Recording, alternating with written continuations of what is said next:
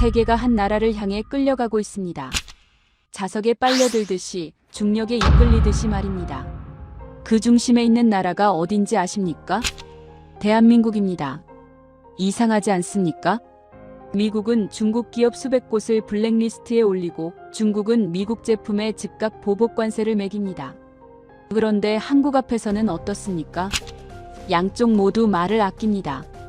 MIT 제니퍼 리 교수가 20년 연구 끝에 발견한 놀라운 현상이 있습니다. 세계가 한국을 향해 움직이고 있다. 한국이 세계를 향해 가는 게 아니라 왜일까요? 한국이 없으면 미국의 AI가 멈추고 중국의 공장이 서고 유럽의 전기차가 못 달리고 중동의 미래가 지어지지 않기 때문입니다. 가장 견제해야 할 나라. 하지만 가장 끌어당겨야 하는 나라. 1950년 폐허였던 나라가 어떻게 2025년 세계의 중력이 됐을까요? 더 무서운 건 이게 끝이 아니라는 사실입니다. 지금부터 세계가 한국을 놓고 싸우는 이유를 낱낱이 공개합니다. 시작하기 전 구독과 좋아요, 댓글에 대한민국 최고라고 응원해주세요. MIT 강의실 2024년 가을 학기 첫날이었습니다. 저는 칠판에 두 글자를 썼습니다. 한국. 그리고 돌아서서 말했죠. 이 나라가 없으면 미국의 AI가 멈춥니다. 중국의 공장이 섭니다. 뒤편에서 누군가 코웃음을 쳤습니다. 교수님, 과장 아닙니까? 저는 제니퍼 리. MIT에서 20년 넘게 국제정치경제를 가르쳐온 교수입니다. 그동안 미소냉전을 분석했고 중국의 부상을 연구했으며 유럽 통합의 한계를 추적해왔죠.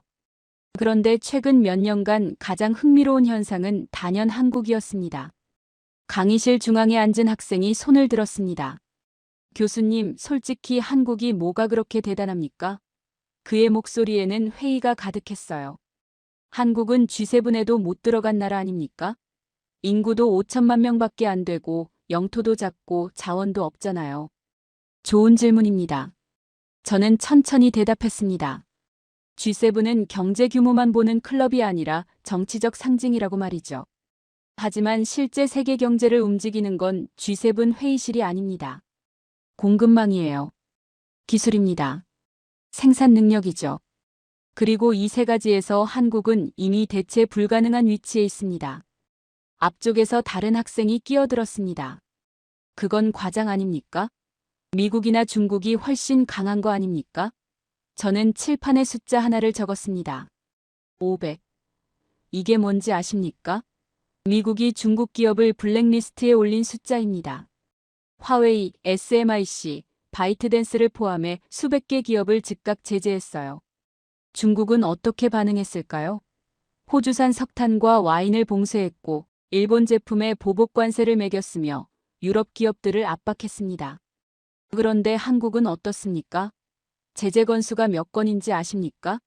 제로입니다. 뒤편 학생이 반박했습니다. 그건 한국이 미국 동맹이니까 당연한 거 아닙니까? 아닙니다. 저는 고개를 저었습니다. 미국은 동맹국도 압박합니다. 독일의 가스관 포기를 요구했고 일본의 반도체 장비 수출 금지를 강요했으며 프랑스의 디지털 세처례를 압박했어요. 동맹이라고 봐주지 않습니다. 그런데 한국 앞에서만큼은 다릅니다. 왜일까요? 강의실이 조용해졌습니다. 저는 칠판에 또 다른 단어를 적었습니다. HBM. 고대역 메모리입니다. AI 서버의 핵심이죠. 엔비디아, 구글, 아마존, 마이크로소프트 모든 빅테크 기업이 이걸 필요로 합니다. 그런데 이 시장을 누가 장악하고 있을까요? SK하이닉스입니다. 점유율이 얼마인지 아십니까? 90%입니다. 대체제가 없어요. 미국이 한국을 압박하는 순간 미국의 AI 전략이 멈춥니다. 앞쪽 학생이 다시 물었습니다. 중국은 어떻습니까? 중국도 마찬가지입니다. 저는 단호하게 말했습니다. 중국은 2016년 사드 배치를 이유로 한국을 전면 압박했습니다. 관광을 차단했고 문화 콘텐츠를 봉쇄했으며 기업들을 괴롭혔죠. 목표가 뭐였을까요? 한국을 정치적으로 길들이려 한 겁니다. 결과는 어땠습니까? 정반대였습니다. 한국은 이 시기를 거치며 중국 의존도를 구조적으로 낮췄고 핵심 산업을 국산화했으며 중국 리스크를 정책에 내재화했어요. 중국은 깨달았습니다. 한국을 흔들면 자국 산업이 먼저 흔들린다는 걸 말이죠. 학생 하나가 집요하게 물었습니다. 그럼 결국 한국은 운이 좋았던 거 아닙니까? 운이 아닙니다. 저는 강의실을 천천히 둘러봤습니다. 한국은 동시에 여러 급소를 쥐고 있습니다. 반도체 메모리 세계 1위, 디스플레이 세계 1위, 배터리 세계 2위, 조선 세계 1위, 방산 수출 세계 9위. 이게 우연일까요? 한국은 한 분야가 강한 게 아니라 연결된 묶음이 강한 겁니다. 제조, 첨단, 인프라, 군수가 모두 세계 최고 수준이에요. 하나가 아니라 여러 개가 동시에 세계의 목을 잡고 있습니다. 강의실이 완전히 조용해졌습니다. 그때 맨 뒤에서 한 학생이 조용히 손을 들었습니다. 교수님, 그럼 왜 미국은 중국 때리듯 한국을 때리지 못하는 겁니까? 바로 그겁니다. 저는 미소를 지었습니다. 한국을 건드리는 순간 여러 산업이 동시에 흔들리기 때문입니다. 세계는 지금 한국을 견제해야 한다고 생각하지만 동시에 한국 없이는 굴러가지 않는다는 걸 압니다. 이게 바로 한국의 위치입니다. 그날 강의가 끝나고 한 학생이 제 연구실로 찾아왔습니다. 문을 열고 들어서면서 그는 단도직입적으로 물었습니다. 교수님, 솔직히 반도체는 미국이 더 잘하는 거 아닙니까? 인텔, AMD, 엔비디아 다 미국 기업이잖아요. 한국은 그냥 메모리나 만드는 거 아닙니까? 저는 글을 안 치고 책상 서랍에서 한 장의 사진을 꺼냈습니다. 이 사람이 누군지 아십니까? 젠슨 황입니다. 학생이 즉각 대답했습니다. 엔비디아 CEO죠. AI 칩으로 세계를 장악한 사람 아닙니까? 맞습니다. 저는 고개를 끄덕였습니다. 2023년 5월, 이 사람이 한국에 도착했습니다. 인천공항을 빠져나오자마자 기자들이 물었어요. 한국에 왜 오셨습니까? 그의 대답이 뭐였는지 아십니까? HBM 없으면 엔비디아 없다. 단 6글자였습니다. 학생의 얼굴이 굳어졌습니다. 세계 시가총액 1위 기업 CEO가 공항에서 저런 말을 합니까? 그가 믿을 수 없다는 표정으로 물었습니다. 사실입니다. 저는 다른 자료를 펼쳤습니다. 그는 그날 바로 SK 하이닉스 이천 공장으로 갔습니다. 생산 라인을 직접 보고 엔지니어들과 대화하고 HBM 공급 일정을 확인했어요. 왜 그랬을까요? 엔비디아 H100 GPU 한 장에 HBM이 몇 개 들어가는지 아십니까? 6개입니다. 이게 없으면 GPU는 그냥 고철 덩어리예요. 그런데 전 세계에서 이걸 양산할 수 있는 곳이 어디입니까? SK 하이닉스뿐입니다. 학생이 숨을 깊게 들이쉬었습니다. 점유율이 정말 90%입니까? 2024년 3분기 기준 92%입니다. 저는 최신 데이터를 보여줬습니다. 삼성전자가 뒤쫓고 있지만 아직 격차가 큽니다. 마이크론은 양산조차 못하고 있어요. 중국은 어떻습니까? 기술 격차가 최소 5년 이상입니다. 학생이 반박했습니다. 미국이 돈 쏟아부어서 자체 생산하면 되는 거 아닙니까? 2024년 가을 일입니다. 저는 다른 이야기를 꺼냈습니다. 샌프란시스코에서 열린 AI 컨퍼런스였어요. 구글, 마이크로소프트, 아마존, 메타 임원들이 모였습니다. 주제가 뭐였는지 아십니까? HBM 공급 부족 사태 대응 방안. AI 서버를 확장하고 싶은데 메모리가 없어서 못하는 겁니다. 한 임원이 말했어요. 우리는 지금 한국 회사 생산 일정에 맞춰 사업 계획을 짜고 있다. 이게 미국 빅테크의 현실입니다. 그럼 한국이 공급을 중단하면 어떻게 됩니까? 학생이 떨리는 목소리로 물었습니다. 멈춥니다. 저는 단 한 단어로 대답했습니다. 챗GPT 서비스가 확장을 중단하고 구글 제미나이 업데이트가 지연되며 마이크로소프트 코파일럿이 신규 가입을 막고 아마존 AWS가 AI 서버 증설을 포기합니다. 2주면 전 세계 AI 산업이 패닉에 빠집니다. 학생이 조용히 물었습니다. 중국도 그렇습니까? 더 심합니다. 저는 자료를 넘겼습니다. 중국은 자체 반도체 굴기를 외치고 있습니다. SMIC, YMTC 같은 기업에 수조 원을 쏟아붓고 있어요. 그런데 치명적 약점이 있습니다. 2023년 중국 AI 기업 바이두 CFO가 실적 발표에서 뭐라고 했는지 아십니까? HBM 수급이 우리 성장의 가장 큰 병목이다. 중국 최대 AI 기업이 한국 메모리를 못 구해서 성장을 못하고 있다는 겁니다. 학생의 손이 떨렸습니다. 그럼 한국은 지금 세계의 급소를 쥐고 있는 겁니까? 저는 창밖을 바라봤습니다. 급소라는 표현이 적절합니다. AI는 21세기 산업의 핵심입니다. AI의 핵심은 연산이고 연산의 핵심은 메모리예요. 그 메모리를 한국이 독점하고 있습니다. 미국이 한국을 압박할 수 없는 이유가 뭡니까? 한국을 건드리는 순간 미국의 AI 패권이 무너지기 때문입니다. 2024년 12월의 일입니다. 저는 마지막 이야기를 꺼냈습니다. SK하이닉스가 HBM3 12단 제품 양산을 발표했습니다. 경쟁사들이 8단도 못 만들고 있을 때 말이죠. 엔비디아 주가가 그날 5% 올랐습니다. 왜일까요? 차세대 GPU를 만들 수 있다는 확신이 생긴 겁니다. 한국 기업의 기술 발표가 미국 기업의 주가를 움직입니다. 이게 현실입니다. 학생은 연구실을 나가면서 중얼거렸습니다. AI 시대의 심장이 한국에 있었네요. 저는 그의 뒷모습을 보며 생각했습니다. 세상이 한국을 향해 끌려오는 이유를 이제 이해하기 시작했구나. 다음 날 강의실은 더 뜨거웠습니다. 전날 수업 내용이 소문났는지 학생 수가 2배로 늘어 있었습니다. 칠판에 2017년 3월이라고 적자마자 중국인 학생이 손을 들었습니다. 교수님, 그때 우리 정부가 한국을 제대로 압박했습니다. 롯데마트 90개 점포를 폐쇄시켰고 한국 관광을 완전히 차단했어요. 한국 경제가 엄청 타격받았잖아요. 그의 목소리에는 자신감이 넘쳤습니다. 중국이 원하면 한국을 언제든 압박할 수 있다는 거 아닙니까? 저는 그 학생을 바라보며 조용히 물었습니다. 그래서 결과가 어땠습니까? 학생이 잠시 말을 멈췄습니다. 2017년 3월 어느 날 새벽입니다. 저는 이야기를 시작했습니다. 중국 선전시에 있는 한 스마트폰 공장에 비상이 걸렸습니다. 삼성 디스플레이에서 OLED 패널 공급이 중단될 수 있다는 소식이 들렸기 때문이죠. 공장장이 즉각 베이징 본사에 전화를 걸었습니다. OLED 없으면 우리 신제품 출시가 불가능합니다. 본사의 대답이 뭐였는지 아십니까? 어떻게든 한국 공급선을 유지해라. 중국인 학생이 반박했습니다. 그건 특수한 경우 아닙니까? 특수한 게 아닙니다. 저는 단호하게 말했습니다. 같은 시기 상하이 자동차 공장에서도 똑같은 일이 벌어졌습니다.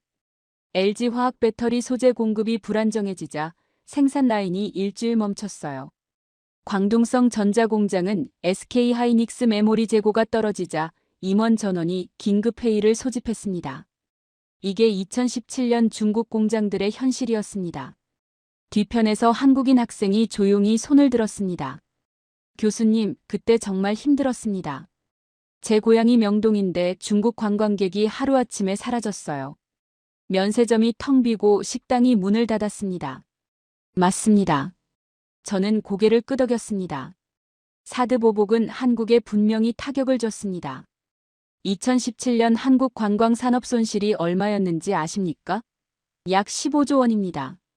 롯데그룹 피해액만 7천억 원이 넘었어요. 그럼 중국이 이긴 거 아닙니까? 중국인 학생이 다시 물었습니다. 저는 칠판에 숫자 하나를 적었습니다. 18개월. 이게 뭔지 아십니까? 중국이 압박을 유지한 기간입니다. 그리고 18개월 후에 무슨 일이 벌어졌을까요? 조용히, 아주 조용히 압박이 풀렸습니다. 왜일까요? 2018년 여름입니다. 저는 자료를 펼쳤습니다. 베이징의 한 회의실에서 중국 상무부 고위 관료들이 모였습니다. 안건은 단 하나였어요. 한국 제재의 경제적 영향 평가. 보고서 내용이 충격적이었습니다. 한국 관광 차단으로 중국이 잃은 것 연간 220억 달러 관광 수입. 한국 문화 콘텐츠 봉쇄로 중국이 잃은 것 급성장하던 한류 산업 수출 기회. 그런데 가장 심각한 항목이 따로 있었습니다. 한국 핵심 부품 공급 불안정으로 인한 중국 제조업 타격 추정 불가. 저는 그 문장을 천천히 읽었습니다. 추정 불가라는 표현이 뭘 의미할까요? 너무 커서 계산조차 못한다는 겁니다. 중국 스마트폰 기업들이 OLED를 못 구하면 어떻게 될까요? 삼성, 애플한테 프리미엄 시장을 다 빼앗깁니다. 중국 전기차 기업들이 배터리 소재를 못 구하면 어떻게 될까요? 테슬라한테 시장을 내줍니다. 강의실이 조용해졌습니다. 중국인 학생의 얼굴이 굳어 있었습니다. 2018년 10월의 일입니다. 저는 계속 말했습니다. 중국 최대 스마트폰 기업 중 한 곳의 부회장이 조용히 서울에 도착했습니다. 언론에 알리지 않았어요. 그는 삼성 디스플레이 본사를 방문해서 임원들을 만났습니다. 그리고 단 한마디를 했습니다. 공급을 계속해 주십시오. 가격은 협상 가능합니다. 이게 무슨 의미입니까? 백기투항입니다. 앞쪽에서 미국인 학생이 조용히 말했습니다. 맞습니다. 저는 확인했습니다. 중국은 정치적으로는 한국을 압박했지만 경제적으로는 한국에 무릎 꿇을 수밖에 없었습니다. 더 충격적인 사실이 있습니다. 사드 보복 이후 한중 교역액이 어떻게 됐는지 아십니까? 줄었겠죠? 중국인 학생이 대답했습니다. 오히려 늘었습니다. 저는 그래프를 보여줬습니다. 2016년 한중 교역액 2,114억 달러, 2019년 2,845억 달러, 2023년 3,200억 달러 이상. 압박하는 동안에도 교역은 계속 늘었어요. 왜일까요? 중국 공장들이 한국 부품 없이는 못 돌아가기 때문입니다. 2024년 봄의 일입니다. 저는 최근 사건을 꺼냈습니다. 중국 최대 메모리 기업 YMTC가 신제품 발표를 했습니다.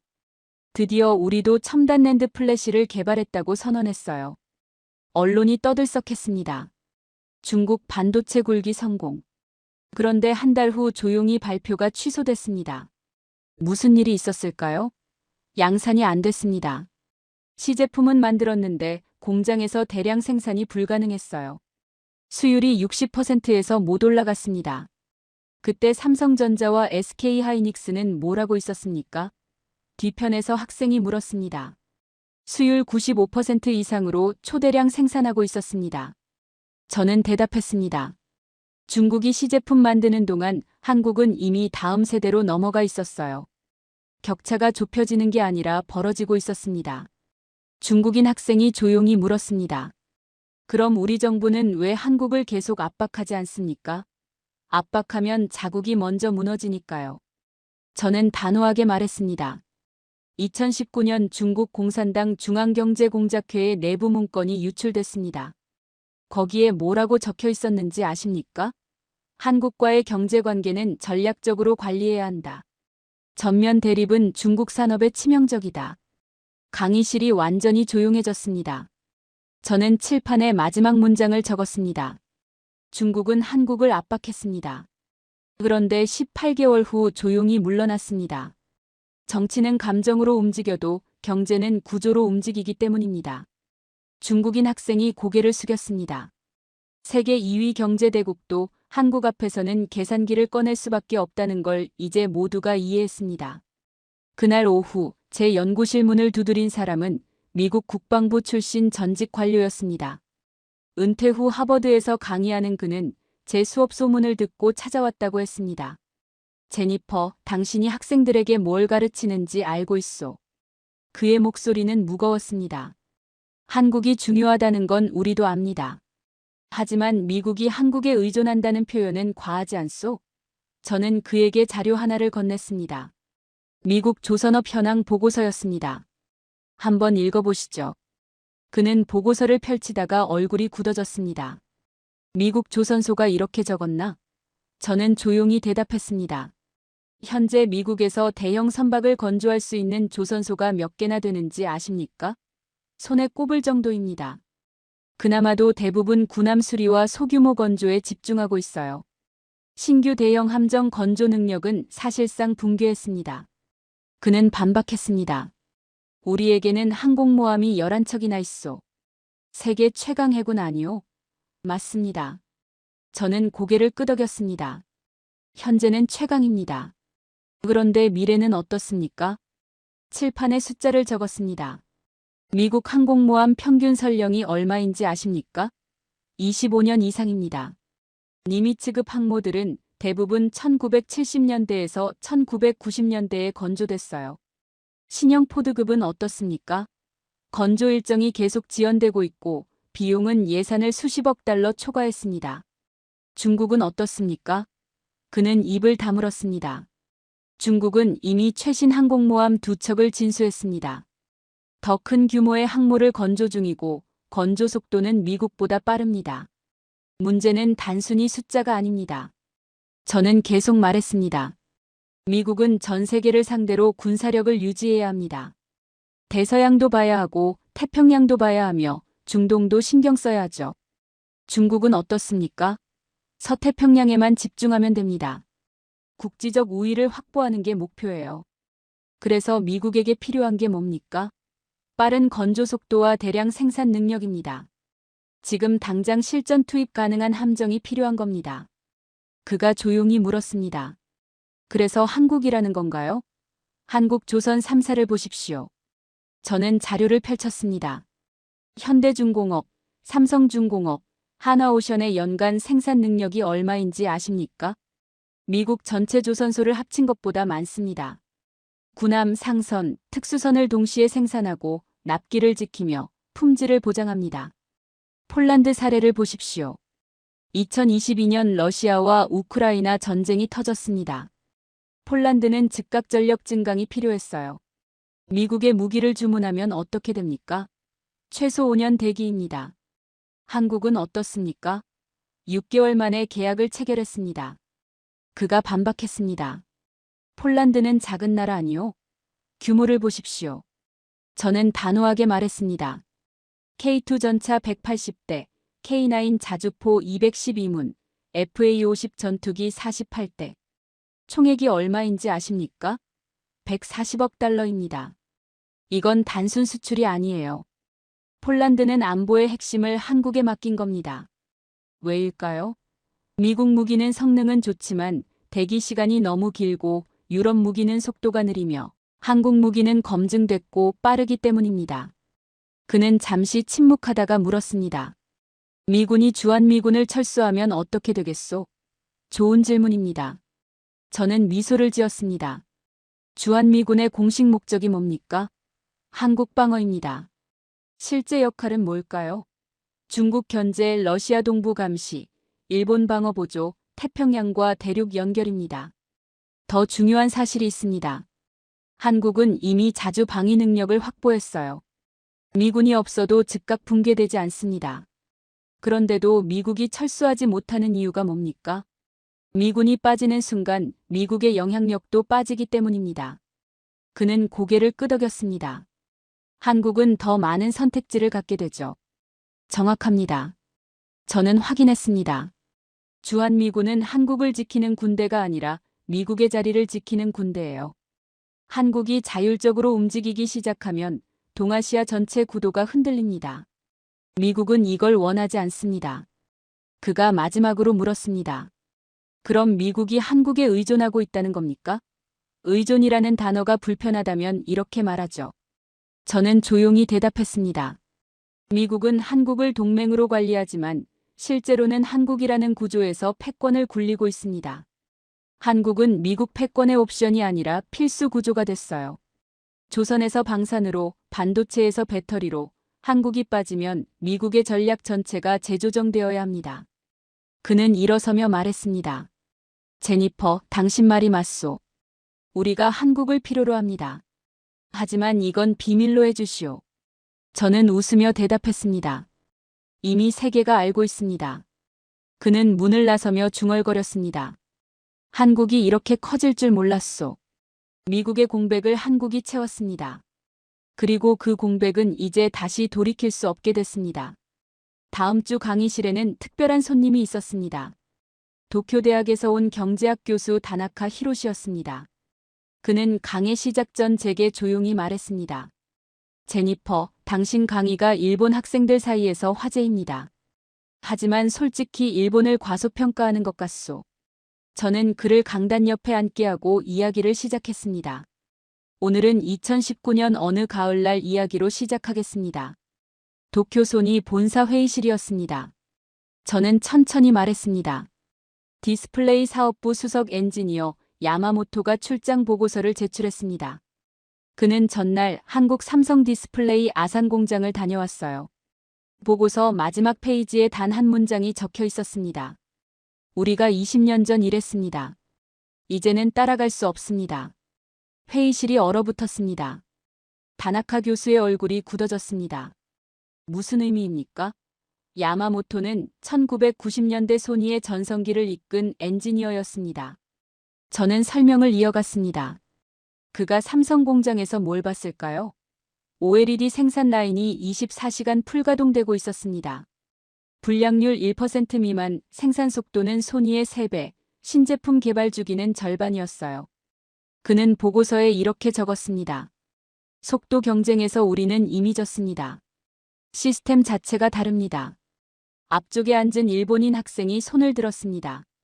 하지만 일본 제품의 품질은 여전히 세계 최고 아닙니까? 2020년 1월입니다. 저는 다른 이야기를 꺼냈습니다. 도쿄 한 전자제품 매장에서 한 고객이 OLED TV를 보고 있었습니다. 소니 직원이 다가가서 말했습니다. 이 제품은 세계 최고 화질입니다. 고객이 물었어요. 디스플레이는 어디 제품입니까? 직원이 잠시 망설이다 대답했습니다. LG 디스플레이입니다. 고객이 되물었습니다. 그럼 한국 부품 아닙니까? 직원은 아무 말도 할 수 없었습니다. 강의실이 조용해졌습니다. 일본이 만드는 최고급 TV의 심장이 한국에서 온다는 사실. 저는 칠판에 숫자를 적었습니다. 80%. 이게 뭔지 아십니까? 2024년 현재 프리미엄 TV 시장에서 한국산 디스플레이 점유율입니다. 소니도 LG 패널을 쓰고 파나소닉도 삼성 패널을 씁니다. 일본 기업들이 자체 OLED 생산을 포기한 지 5년이 넘었습니다. 그럼 조선은 어떻습니까? 다나카 교수가 조용히 물었습니다. 2022년 여름입니다. 저는 더 아픈 이야기를 꺼냈습니다. 나가사키 미쓰비시 조선소에서 마지막 대형 상선이 진수됐습니다. 80년 역사의 조선소가 사실상 문을 닫는 순간이었어요. 그날 은퇴하는 한 용접공이 기자에게 말했습니다. 우리는 한 척을 완벽하게 만들려 했습니다. 한국은 10척을 빠르게 만들었습니다. 시장은 한국을 선택했습니다. 그건 인건비 때문 아닙니까? 일본인 학생이 반박했습니다. 아닙니다. 저는 고개를 저었습니다. LNG선을 보십시오. 기술 난이도가 극도로 높은 초대형 선박이죠. 한 척 가격이 2억 달러 이상입니다. 인건비 차이는 전체 원가의 10%도 안 돼요. 그럼 왜 한국이 90% 이상을 장악했습니까? 2023년 카타르가 LNG선 100척을 주문했습니다. 납기가 10년이었어요. 일본 조선소는 입찰조차 못했습니다. 왜일까요? 그 물량을 그 기간 안에 만들 능력이 없었기 때문입니다. 뒤편에서 독일인 학생이 손을 들었습니다. 유럽은 다르지 않습니까? 우리는 기술력이 있습니다. 2023년 11월 프랑크푸르트입니다. 저는 유럽 이야기를 시작했습니다. 폭스바겐 CEO 올리버 블루메가 이사회에서 충격적인 발표를 했습니다. 2025년까지 전기차 30개 모델을 출시하겠습니다. 단, 배터리는 전량 한국에서 조달합니다. 이사 한 명이 물었어요. 유럽 배터리 기업은 안 됩니까? 블루메가 대답했습니다. 품질과 납기를 동시에 보장하는 곳이 없습니다. 독일 학생의 얼굴이 창백해졌습니다. 2024년 봄입니다. 저는 계속 말했습니다. 폴란드 국방부가 역사적 결정을 내렸습니다. 140억 달러 규모 무기 도입 계약을 한국과 체결한 겁니다. 유럽 무기 제조사들이 발칵 뒤집혔어요. 독일 라인메탈, 프랑스 네스터, 영국 BAE 시스템즈가 공동 성명을 냈습니다. 폴란드는 유럽 방산을 배신했다. 폴란드 국방장관의 대답이 뭐였는지 아십니까? 유럽 무기는 5년 대기입니다. 러시아는 국경 바로 옆에 있습니다. 우리에게 5년이 없습니다. 독일 학생이 조용히 물었습니다. 그럼 우리가 느린 겁니까? 느린 게 아닙니다. 저는 단호하게 말했습니다. 시스템이 다릅니다. 프랑스 핀란드 올킬로오토 원전을 보십시오. 2005년 착공했습니다. 예정 완공 시기는 2009년이었어요. 실제로는 언제 완공됐습니까? 2021년입니다. 12년 지연됐습니다. 비용은 3배로 뛰었어요. 같은 시기 한국은 뭘 했습니까? UAE 바라카 원전 4기를 동시에 건설했습니다. 2012년 착공, 2020년 완공. 예산 내 공기 내 완공입니다. 유럽 컨소시엄이 한 기도 못 끝낸 시간에 한국은 4기를 완성했습니다. 이게 속도 차이입니다. 다나카 교수가 조용히 말했습니다. 인정하기 힘들지만 우리는 시스템을 바꿀 수 없습니다. 맞습니다. 저는 고개를 끄덕였습니다. 일본 대기업의 의사결정을 보십시오. 임원회의, 부서협의, 노조동의 이사회 승인. 한 가지를 결정하는데 6개월이 걸립니다. 한국 기업은 어떻습니까? CEO가 결정하면 다음날 실행됩니다. 유럽은 더 심합니다. 노동법, 환경규제, 사회적 합의. 공장 하나 짓는데 3년이 걸립니다. 앞쪽 일본인 학생이 떨리는 목소리로 물었습니다. 그럼 우리는 계속 뒤처지는 겁니까? 2024년 12월입니다. 저는 최근 사건을 꺼냈습니다. 도쿄에서 한일 경제포럼이 열렸습니다. 일본 경제산업성 고위 관료가 비공개 세션에서 말했습니다. 한국 없이는 일본 첨단 산업이 돌아가지 않습니다. 이건 인정해야 할 현실입니다. 회의가 끝나고 한 일본 재계 인사가 복도에서 중얼거렸습니다. 우리가 선생이었는데 이제는 학생이 됐구나. 강의실이 완전히 조용해졌습니다. 다나카 교수가 일어서며 말했습니다. 제니퍼, 당신 말이 맞습니다. 우리는 20세기를 완성했습니다. 그래서 21세기를 건너지 못하고 있습니다. 한국은 미완성이었기에 새 시대에 최적화될 수 있었어요. 완성은 축복이지만 동시에 족쇄가 됐습니다.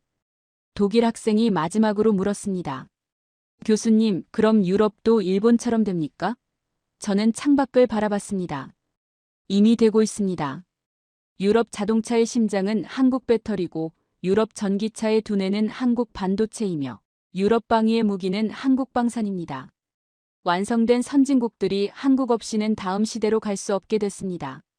그날 오후 제 연구실에 예상치 못한 방문객이 있었습니다. 사우디아라비아 국부펀드 PIF 출신 전략가 알파이살이었습니다. 그는 명함을 건네며 단도직입적으로 말했습니다.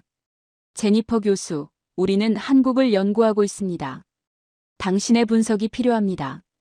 저는 그를 안치고 물었습니다. 사우디가 한국을 왜 연구합니까? 그는 잠시 망설이다가 대답했습니다. 우리에게 시간이 없기 때문입니다. 석유의 시대가 끝나고 있습니다. 그의 목소리는 무거웠습니다. 글로벌 탈탄소, 전기차 전환, 재생에너지 확대. 석유는 지금은 돈이 되지만 미래를 보장하지 않습니다. 사우디의 질문은 단순합니다. 석유가 아닌 것으로 국가를 어떻게 유지할 것인가? 저는 고개를 끄덕였습니다. 그래서 한국입니까? 맞습니다. 그는 확신에 찬 목소리로 말했습니다. 한국은 1960년대 최빈국이었습니다. 자원도 없었고 기술도 없었죠. 그런데 어떻게 됐습니까? 반도체, 자동차, 조선, 건설 모든 분야에서 세계 최고가 됐습니다. 이게 우리가 원하는 모델입니다. 중동에 돈은 있지 않습니까? 저는 조심스럽게 물었습니다. 돈은 준비됐습니다. 그는 즉각 대답했습니다. 사우디 PIF 규모가 얼마인지 아십니까? 7천억 달러 이상입니다. UAE, 카타르까지 합하면 수조 달러예요. 투자 의지는 확정됐습니다. 그런데 결정적 문제가 있습니다. 자국 산업 기반이 없고 대규모 프로젝트를 끝까지 완주한 경험이 부족합니다. 중동의 실패 사례를 보십시오. 설계는 화려했지만 실행에서 무너진 프로젝트가 수두룩합니다. 그래서 한국을 선택한 겁니까? 중동이 설정한 기준은 냉정합니다. 그는 손가락을 하나씩 펼쳤습니다. 기술을 실제로 구현한 경험이 있어야 하고 대규모 인력과 자본과 시간을 관리할 수 있어야 하며 정치적 부담이 적어야 하고 기술 이전에 유연해야 하며 기한 내 완공을 보장해야 합니다. 이 5조건을 동시에 만족하는 국가가 거의 없습니다. 미국은 어떻습니까? 저는 물었습니다. 기술은 최고입니다. 그는 고개를 저었습니다. 하지만 비용이 과다하고 정치적 조건이 과중하며 기술 이전에 소극적입니다. 중국은 어떻습니까? 규모는 크지만 품질 관리와 기술 이전에서 우리가 원하는 수준이 아닙니다. UAE 바라카 원전을 아십니까? 그의 눈이 빛났습니다. 한국은 원전 4기를 동시에 건설했습니다. 계약 금액 200억 달러, 공기 8년. 결과가 어땠습니까? 예산 내 공기 내 완공입니다. 운영까지 책임지고 있고 현재 UAE 전력 수요의 25%를 공급합니다. 이게 중동이 한국을 보는 이유입니다. 한국은 약속한 것을 끝냅니다. 저는 자료를 꺼내며 물었습니다. 사우디 네옴 프로젝트는 어떻습니까? 한국 기업들이 핵심 구간을 맡고 있습니다. 그가 대답했습니다. 삼성물산, 현대건설, SK건설이 참여하고 있어요. 이 프로젝트는 단순 건설이 아닙니다. 국가 생존 실험입니다. 석유 이후 모델이죠. 그래서 절대 실패할 수 없는 사람들을 데려온 겁니다. 그는 잠시 멈췄다가 조용히 말했습니다. 한국이 특별한 이유가 뭔지 아십니까? 기술을 숨기지 않습니다. 조건이 맞으면 이전해줘요. 중동의 계산이 뭡니까? 단기 완공과 장기 자립입니다. 이 구조를 받아줄 수 있는 국가는 거의 없습니다. 저는 고개를 끄덕였습니다. 그런데 중동만 한국을 배우려는 건 아니지 않습니까? 베트남을 보십시오. 저는 다른 자료를 펼쳤습니다. 베트남의 장점은 젊은 인구와 낮은 인건비입니다. 그런데 한계가 명확합니다. 기술 내재화가 부족하고 부가가치가 낮아요. 위험이 뭡니까? 다음 중국이 아니라 영원한 저임금 국가로 고착되는 겁니다. 알파이살이 물었습니다. 한국이 어떻게 도와줍니까? 삼성전자 베트남 공장을 보십시오. 베트남 전체 수출의 20% 이상을 차지합니다. 그런데 더 중요한 게 뭡니까? 베트남 현지 인력 20만 명이 한국식 제조 시스템을 배우고 있다는 겁니다. 한국은 생산만 이전하지 않습니다. 관리, 품질, 공정을 함께 옮깁니다. 인도는 어떻습니까? 그가 다시 물었습니다. 인도의 구조적 문제는 명확합니다. 저는 대답했습니다. 인구는 압도적이고 성장도 빠르지만 제조 시스템이 미완성이고 품질과 속도가 불안정합니다. 인도가 한국을 필요로 하는 이유가 뭡니까? 한국은 대규모 제조 경험이 있고 품질 관리를 할 수 있으며 글로벌 표준을 이해합니다. 인도의 계산은 뭡니까? 중국을 대체하되 중국식 리스크는 피한다는 겁니다. 멕시코는요? 알파이살이 계속 질문했습니다. 멕시코는 미국에 인접한 거대 시장입니다. 저는 설명을 이어갔습니다. 그런데 한계가 있어요. 조립 위주 산업이고 기술 축적이 부족합니다. 현대차 멕시코 공장을 보십시오. 단순 조립이 아니라 엔진, 변속기까지 현지 생산하고 있습니다. 멕시코 엔지니어들이 설계 변경에 참여하고 있어요. 멕시코는 한국 기업과 함께 같이 사슬 상단으로 이동합니다. 강의실 문이 열리며 학생 몇 명이 들어왔습니다. 알파이살이 일어서며 말했습니다. 제니퍼 교수, 이제 이해했습니다. 한국은 개발 국가의 실패와 성공을 모두 겪었습니다. 그래서 다음 단계가 보입니다. 우리에게 필요한 건 선진국의 기술이 아니라 성장 국가의 경험입니다. 한국은 그 경험을 가진 유일한 나라입니다. 그가 문을 나서며 마지막으로 말했습니다. 사우디는 더 이상 꿈을 사지 않습니다. 완성할 수 있는 나라를 삽니다. 그 나라가 한국입니다. 학생들이 자리에 앉았습니다. 한 학생이 물었습니다. 교수님, 지금 뭔가 중요한 이야기를 하셨나요? 저는 미소를 지었습니다. 세계가 한국을 교본으로 삼는 이유를 방금 목격했습니다. 성장의 사다리를 실제로 올라간 나라. 그게 한국입니다. 학기 말 마지막 강의였습니다. 강의실은 평소보다 2배 가까이 많은 학생들로 가득 찼습니다. 저는 칠판에 큰 글씨로 하나의 질문을 적었습니다. 한국은 강대국인가? 강의실이 술렁이기 시작했습니다. 앞쪽에 앉은 학생이 즉각 손을 들었습니다. 교수님, 한국은 강대국이 아니지 않습니까? 영토도 작고 인구도 적고 자원도 없잖아요. 좋은 지적입니다. 저는 고개를 끄덕였습니다. 전통적 기준으로 보면 맞습니다. 그런데 21세기 강대국의 정의는 바뀌었습니다. 한국은 약소국이 아닙니다. 저는 단호하게 말했습니다. 그렇다고 패권국도 아니에요. 한국은 새로운 유형의 국가입니다. 식민지를 경험했지만 산업국이 됐고 전쟁을 겪었지만 기술 강국이 됐으며 분단됐지만 군사력을 갖췄고 문화적으로도 세계 영향력을 확보했습니다. 이 조합은 세계 질서에서 가장 다루기 어려운 유형입니다. 뒤편에서 학생이 물었습니다. 왜 다루기 어렵습니까? 한국은 기존 분류 체계를 깨버리기 때문입니다. 세계 대부분의 국가는 하나로 협상합니다. 저는 손가락을 하나씩 펼쳤습니다.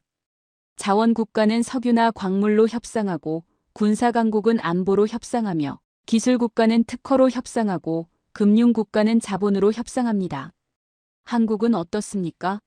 안보는 단독 대응이 가능하고 산업은 대체 불가 영역을 보유했으며 기술은 핵심 공정을 장악했고 문화는 국가 이미지 자산이 됐으며 지정학적으로 빠질 수 없는 위치에 있습니다.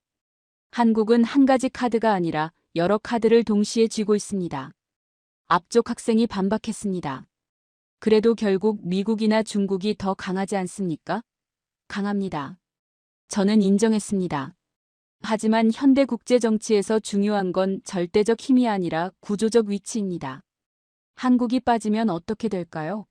미국의 AI 전략이 지연되고 중국의 공장이 멈추며 유럽의 전기차가 못 달리고 중동의 미래가 지어지지 않습니다. 한국은 선택지가 아니라 전제 조건이 됐습니다. 숫자를 보십시오. 저는 칠판에 적기 시작했습니다.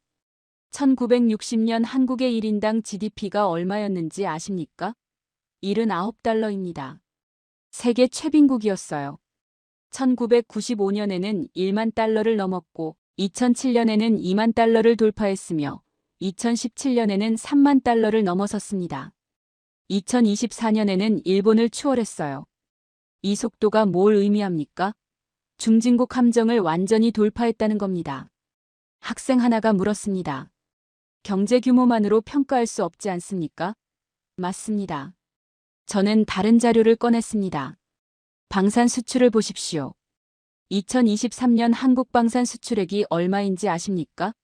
약 170억 달러입니다. 세계 9위예요. 불과 10년 전만 해도 순위권 밖이었습니다. 무슨 일이 벌어진 겁니까? 폴란드가 140억 달러 계약을 맺었고 체코가 원전 우선 협상 대상자로 선정했으며 노르웨이가 K9 자주포를 도입했습니다. 한국 무기가 세계 시장을 재편하고 있습니다. 문화는 어떻습니까? 뒤편에서 학생이 물었습니다. BTS, 블랙핑크, 기생충, 오징어 게임. 저는 나열했습니다. 한국 문화 콘텐츠 수출액이 연간 얼마인지 아십니까? 130억 달러 이상입니다. 이건 단순 수출이 아니에요.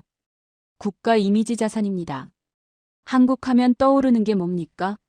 20년 전에는 전쟁과 분단이었습니다. 지금은 K-팝, K-드라마, 첨단 기술입니다. 이미지가 바뀌면 협상력이 바뀝니다. 그럼 한국은 언제부터 선택하는 나라가 됐습니까? 앞쪽 학생이 조심스럽게 물었습니다. 정확한 시점은 없습니다. 저는 천천히 대답했습니다. 그러나 상징적 순간들은 있어요. 2016년 사드 배치 때 중국이 전면 압박했지만 한국이 버텼고 2019년 일본이 반도체 소재 수출 규제를 했지만 한국이 국산화로 돌파했으며 2022년 러시아와 우크라이나 전쟁 때 폴란드가 한국을 선택했습니다. 이 순간들을 거치며 한국은 깨달았습니다. 우리가 선택받는 게 아니라 우리가 선택할 수 있다는 걸 말이죠. 학생 하나가 마지막 질문을 던졌습니다. 교수님, 그럼 한국의 미래는 어떻게 될까요?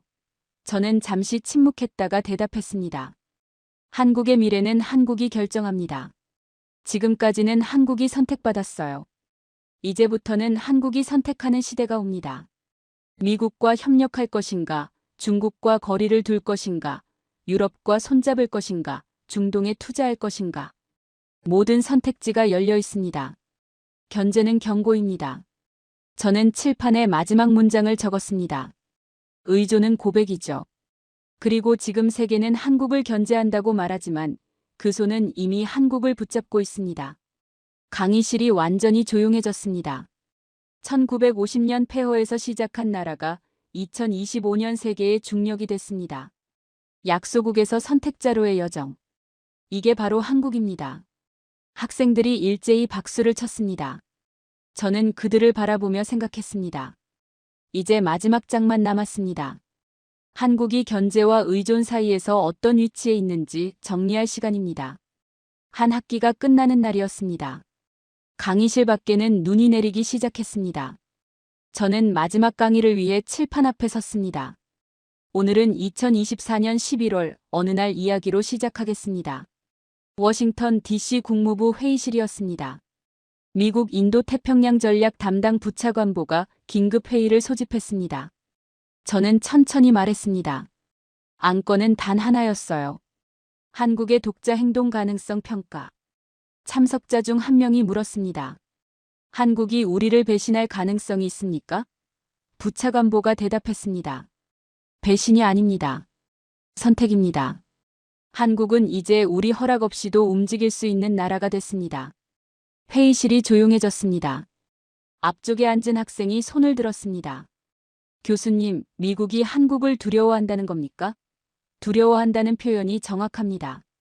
저는 고개를 끄덕였습니다. 미국이 두려워하는 건 한국이 강해서가 아닙니다. 한국이 언제든 방향을 바꿀 수 있기 때문이에요. 2024년 여름의 일입니다. 한국 대통령이 중동 순방을 마치고 돌아왔습니다. 사우디, UAE, 카타르와 체결한 계약 규모가 얼마였는지 아십니까? 500억 달러 이상입니다. 워싱턴이 발칵 뒤집혔습니다. 국무부 고위 관료가 서울 주재 미국 대사에게 긴급 전문을 보냈어요. 한국이 중동과 너무 가까워지고 있다. 우리와 사전 협의 없이 움직이고 있다. 대사가 뭐라고 답했는지 아십니까? 한국은 더 이상 허락을 구하지 않습니다. 통보합니다. 뒤편에서 중국인 학생이 물었습니다. 중국도 마찬가지입니까? 더 심합니다. 저는 다른 이야기를 꺼냈습니다. 2024년 9월 베이징 중난하이였습니다. 중국 공산당 정치국 상무위원 회의가 열렸어요. 주제는 한국 변수 관리 방안이었습니다. 한 상무위원이 보고서를 읽었습니다. 한국의 대중 수출 의존도가 10년 전 25%에서 현재 19%로 감소했습니다.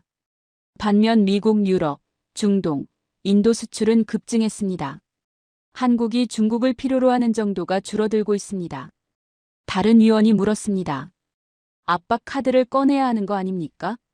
회의를 주재하던 최고위층이 고개를 저었습니다. 2017년을 잊었습니까? 우리가 압박했을 때 우리 공장이 먼저 멈췄습니다. 지금은 그때보다 의존도가 더 높습니다. 건드릴 수 없습니다. 학생 하나가 조용히 물었습니다. 교수님, 그럼 한국은 지금 어떤 위치입니까? 저는 칠판에 한 문장을 적었습니다. 세계가 견제하지만 압박할 수 없는 유일한 나라. 2025년 1월의 일입니다. 세계경제포럼 다보스에서 한 패널 토론이 열렸습니다. 주제는 글로벌 공급망의 미래였어요. 미국 싱크탱크 소장이 말했습니다. 우리는 중국 의존도를 낮추는 데 성공했습니다. 그런데 한국 의존도가 올라갔습니다. 독일 경제연구소 소장이 맞받았습니다. 우리도 마찬가지입니다. 탈중국을 하니 친한국이 됐습니다. 일본 전 재무장관이 한숨을 쉬었습니다. 한국은 대체제가 없습니다. 이게 가장 큰 문제입니다. 패널이 끝나고 한 참석자가 복도에서 중얼거렸습니다. 한국이 재채기하면 세계가 감기 걸리는 시대가 왔구나. 앞쪽 학생이 떨리는 목소리로 물었습니다. 그럼 한국은 영원히 이 위치를 유지합니까? 영원은 없습니다. 저는 단호하게 말했습니다. 하지만 한국이 이 위치를 이루려면 세 가지 중 하나가 일어나야 합니다. 첫째, 한국보다 빠르게 움직이는 나라가 나타나야 합니다. 둘째, 한국이 가진 다층 구조를 무너뜨려야 합니다. 셋째, 한국이 스스로 멈춰야 합니다. 이 세 가지 중 어느 것도 쉽지 않습니다. 2025년 2월입니다. 저는 마지막 이야기를 꺼냈습니다. SK 하이닉스가 HBM4 양산 계획을 발표했습니다. 경쟁사들이 HBM3도 제대로 못 만들고 있을 때 말이죠. 같은 주에 하나오션이 차세대 LNG선 기술을 공개했고 삼성 SDI가 전고체 배터리 양산 로드맵을 발표했으며 한국수력원자력이 소형 모듈 원전 수출 계약을 체결했습니다. 한 주 동안 벌어진 일입니다. 한국은 멈춰있지 않습니다. 뒤편에서 학생이 마지막 질문을 던졌습니다. 교수님, 결국 한국의 미래는 어떻게 됩니까? 저는 창밖 눈을 바라보다가 대답했습니다. 2030년을 상상해 보십시오. 미국이 AI 정책을 결정할 때 한국에 먼저 전화할 겁니다. 중국이 제조업 전략을 짤 때 한국 반응부터 살필 거예요. 유럽이 탈탄소 로드맵을 그릴 때 한국 기술을 전제로 할 겁니다. 중동이 미래 도시를 지을 때 한국 기업을 제일 먼저 부를 겁니다. 이게 한국이 만들어가는 미래입니다. 세계는 지금 두 개의 버튼을 동시에 누르고 있습니다. 저는 양손을 들어 보였습니다. 견제와 의존. 이 두 개가 공존하는 나라는 역사상 드뭅니다. 견제는 경고입니다. 의존은 고백이죠.